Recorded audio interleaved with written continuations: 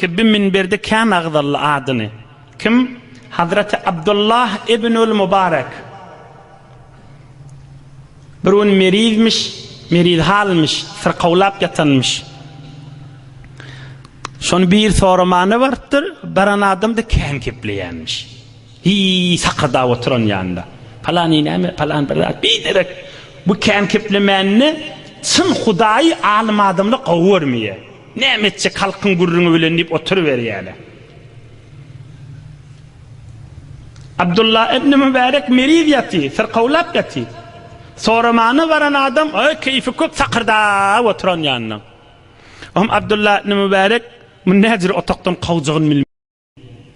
Ahir iş bir toğurlu deyiptir, gelini bitir, kan kepliye deyiptir. Bakır yüzünü yine aytıp bilmeyenle, qava adamla da, derman adamla da. Ol adam yine düşünmeyeni, deyiptir, kafini olpla oturayım deyiptir, kızımız oturuver deyiptir. Hazreti Abdullah ibn Mübarek aydıptır, görse biter, düşünsüz adam, kafini kulplamağa qav deyiptir, yöne şon qayrat et, taşından kulplak gida deyiptir. Ödün de taşırık çıktı gittiydi tamam. Kafini kulplacak diyenine qav da deyiptir, yöne şon qayrat et, taşından kulplak gidiver deyiptir.